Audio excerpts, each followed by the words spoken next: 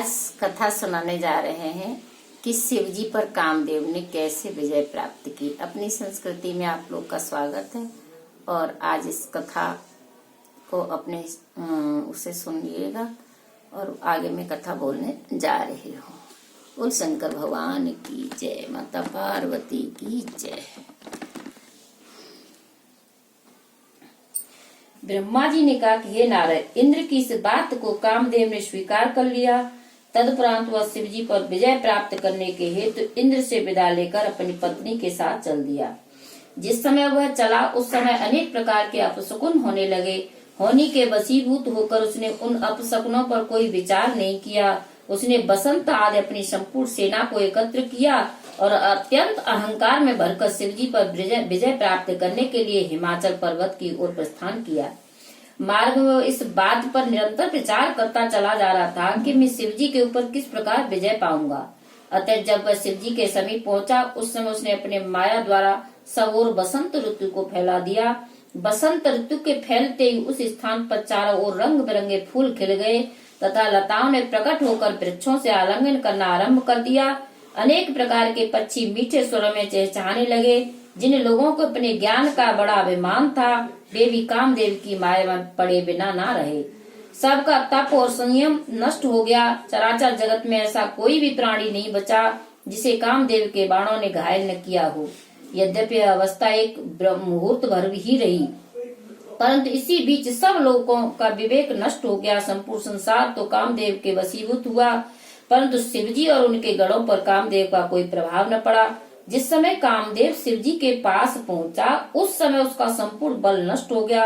कामदेव की शक्ति क्षीण होते ही संसार के सभी प्राणी उसी प्रकार पूर्व स्थिति में आ गए जिस प्रकार के नशा उतर जाने पर मनुष्य होश में आ जाते हैं। नारद, उस समय कामदेव अपने मन में इस प्रकार विचार करने लगा कि मुझसे यह बड़ा अपराध हुआ जो मैंने अहंकार में भरकर शिवजी का चित्त डिगाने के लिए यहाँ चला गया।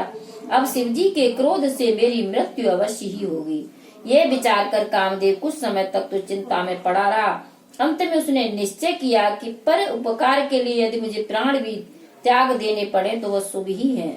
साथ ही यदि मेरी मृत्यु शिवजी के द्वारा हुई तो मैं भी शिव गणों में गिना जाऊंगा। मुझे मृत्यु का भय त्याग कर देवताओं का कार्य सिद्ध करना चाहिए। यह निश्चय कर कामदेव ने पुनः अपनी शक्ति को प्रदर्शित किया और संपूर्ण संसार को पहले के ही समान फिर अपने बस में कर लिया।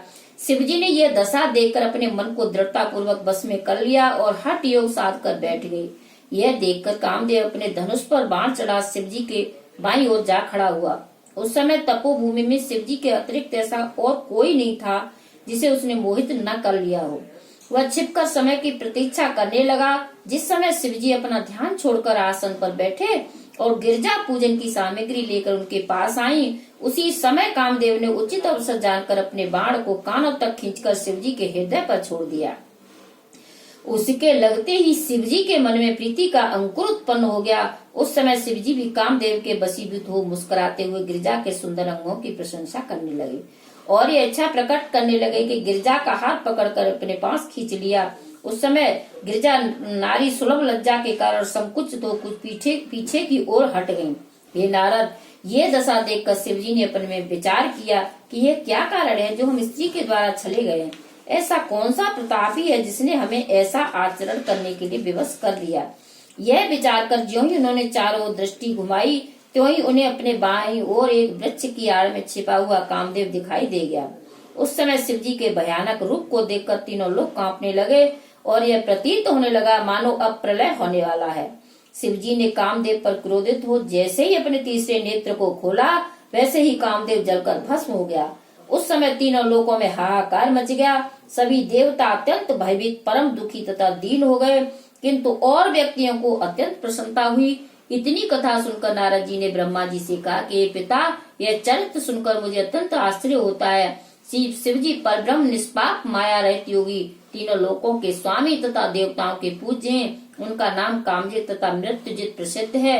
उनकी कृपा प्राप्त करके भक्त कामदेव को अपने बस में किए रहते हैं। ऐसे भगवान सदाशिव को कामदेव से अपना लक्ष्य क्यों बनाया और सुगमता पूर्वक उन्हें हृदय पर विजय कैसे प्राप्त कर ली। यह सुनकर ब्रह्मा जी ने उत्तर दिया कि नारद, मैं तुम्हें यह वृतांत तो सुना चुका हूँ कि पहले मैंने संध्या नामक एक कन्या को उत्पन्न किया था, तदुपरांत मैंने मंथन अर्थात कामदेव को जन्म दिया था।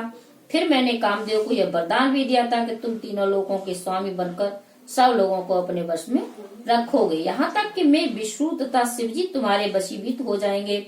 मुझसे यह वरदान पाकर उसने सर्वप्रथम मेरे ऊपर अपना बाण छोड़ा और मुझसे कुकर्म कराना चाहा। तब मैंने उसे यह शाप दिया कि तुम शिवजी के तीसरे नेत्र की ज्वाला में पड़कर भस्म हो जाओगे। इसी शाप के कारण कामदेव ने पहले तो शिवजी को अपने वश में कर लिया, तदुपरांत वह शिवजी के तीसरे नेत्र की ज्वाला में पड़कर भस्म हो गया। और शंकर भगवान की जय, माता पार्वती की जय।